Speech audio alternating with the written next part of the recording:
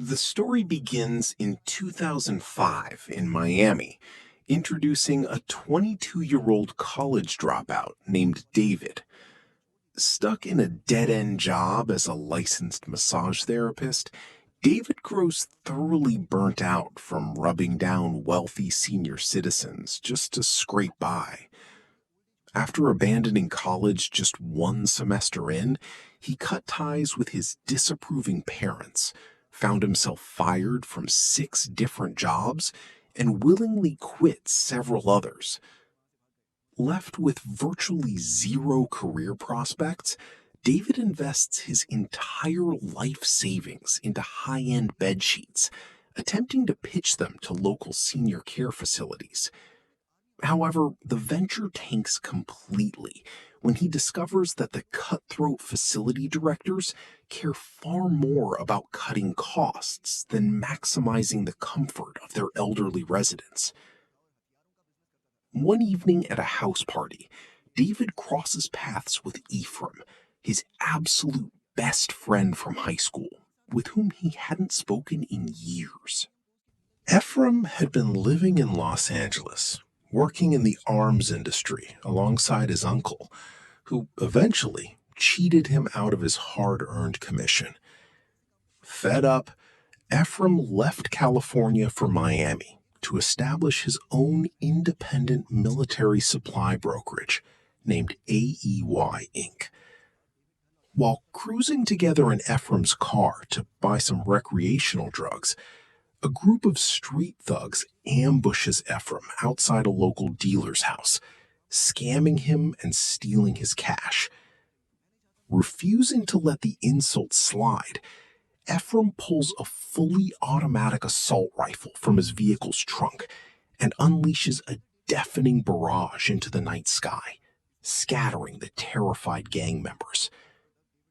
Witnessing Ephraim's absolute lack of fear profoundly impacts David, who is deeply exhausted from being disrespected by society and desperately craves the confidence to stand up for himself.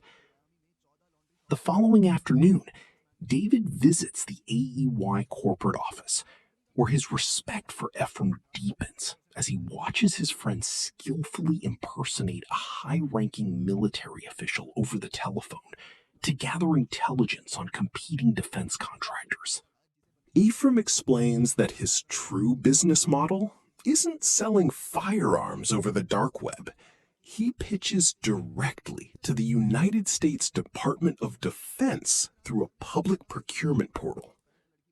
He reveals that while multi-billion-dollar conglomerates monopolize the massive aircraft and missile contracts, AEY capitalizes on the overlooked small fish contracts that are still worth millions of dollars in net profit.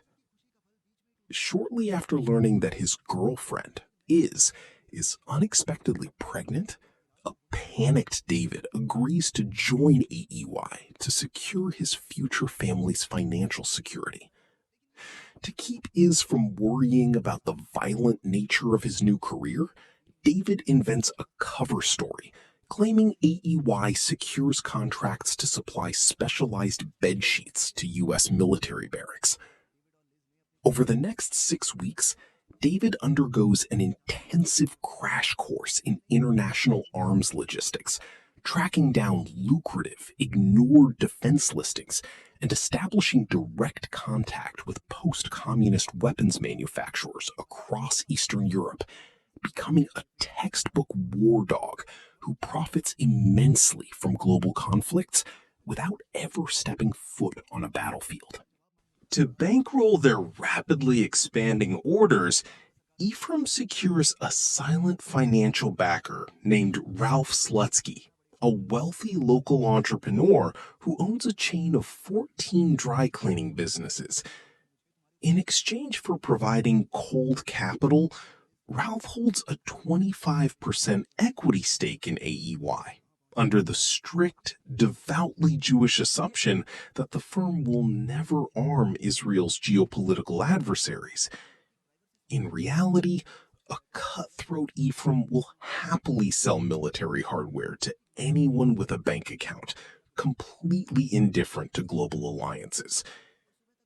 David's logistical instincts sharpen quickly, even allowing him to establish contact with Henry Girard, a legendary, enigmatic broker who has dominated the underground European arms trade for over 2 decades. AEY's first major breakthrough arrives when they secure a high-stakes contract with Captain Philip Santos to deliver thousands of Beretta pistols to the newly reformed Iraqi police force in Baghdad. The celebration is cut short when an abrupt diplomatic embargo bans all direct military cargo shipments from Italy to Iraq.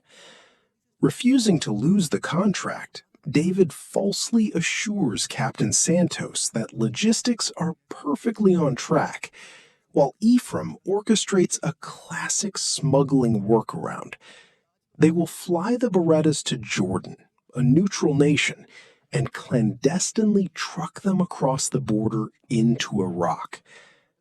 Concurrently, Iz discovers David's true profession after overhearing a heated telephone conversation regarding the seized Jordanian cargo. Feeling deeply betrayed by his lies, she leaves him, but David has no time to fix his relationship. He and Ephraim must fly immediately to Amman to salvage the deal. Facing zero cooperation from the U.S. Embassy due to shipping regulation violations, the duo uses local bribes to free the weapons and hires a legendary desert smuggler named Marlborough to drive them directly through the lawless Iraqi Triangle of Death.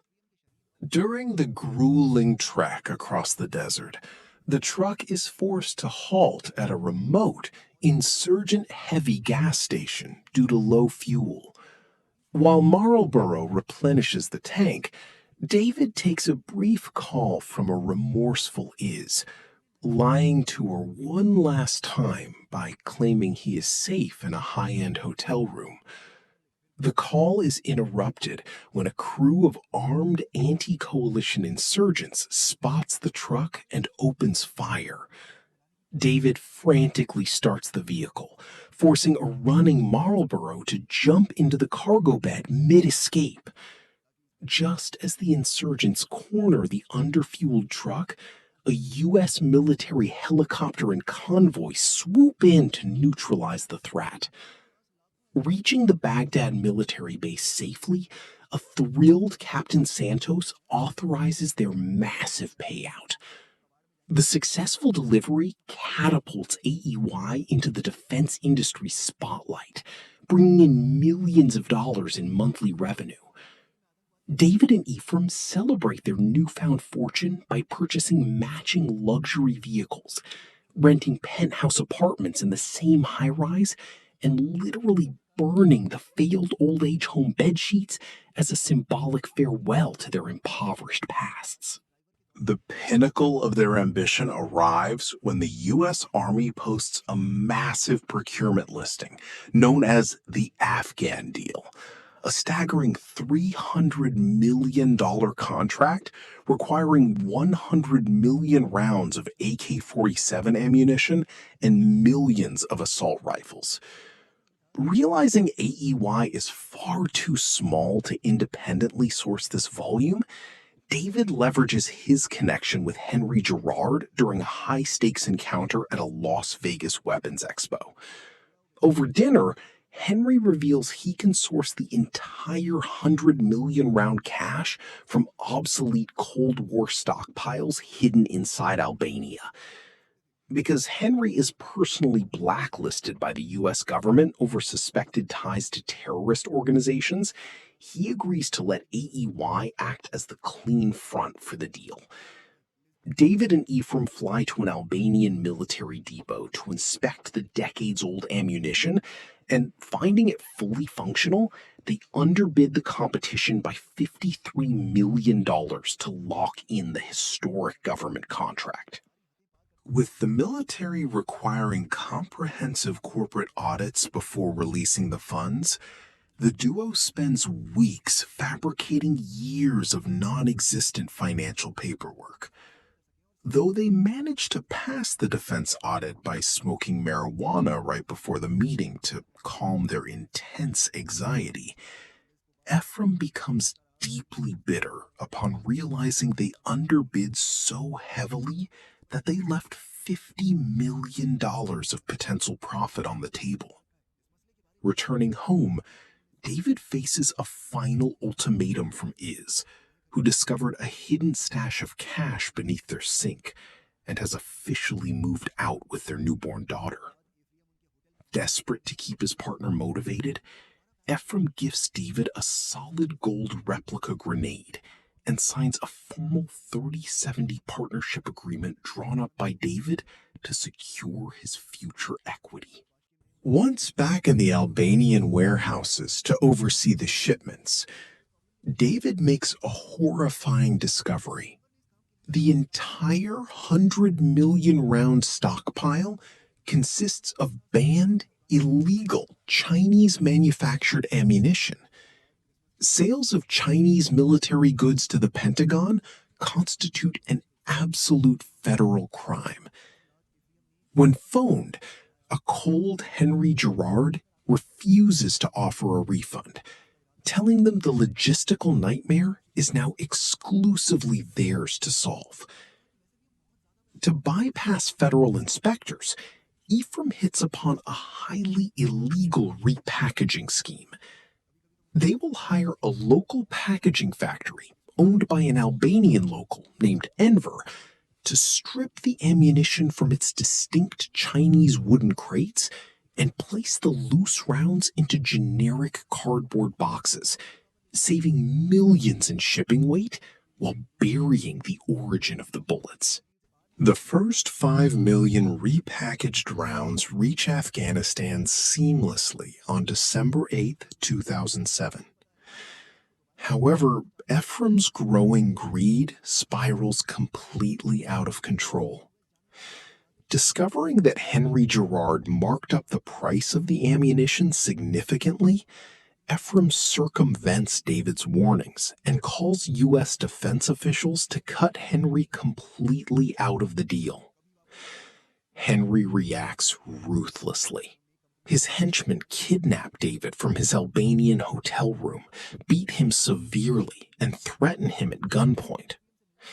Terrified, David rushes to the packaging warehouse to collect his things and flee back to Miami, only to find a furious Enver, who reveals that Ephraim has cut off all communication and hasn't paid a single dime of the promised packaging fees. Before David can board a taxi, Marlborough's wife approaches him weeping, revealing that her husband has completely vanished without a trace, implying he was permanently eliminated by Henry's network. Arriving back in Miami, David completely confesses his criminal operations to Iz, promising to return to his honest massage therapy roots to earn back her trust. He then confronts Ephraim to announce his resignation and demand his hard-earned share of the Afghan deal profits. Realizing David has zero leverage because the signed corporate agreement copy was burned, Ephraim flatly refuses to pay him. In a fit of rage, David smashes the solid gold grenade through the office's glass partition and walks out. 3 months later, federal agents ambush David and Ephraim inside an elevator, arresting them on dozens of federal counts of conspiracy and corporate fraud. The catalyst for their ultimate downfall wasn't the illegal Chinese ammunition. It was Ephraim's refusal to pay the $100,000 packaging fee to Enver. Out of pure spite, Enver had contacted the Pentagon directly to expose the entire counterfeiting operation. Furthermore, their financial backer, Ralph Slutsky, had flipped on them, wearing a hidden FBI microphone during a Sting dinner to record their explicit confessions. Ephraim is sentenced to 4 years in a federal penitentiary as the true mastermind, while David receives a lenient 7 months of house arrest for cooperating fully. Years later, David returns to his standard massage therapy practice, only to discover his next wealthy client is Henry Girard.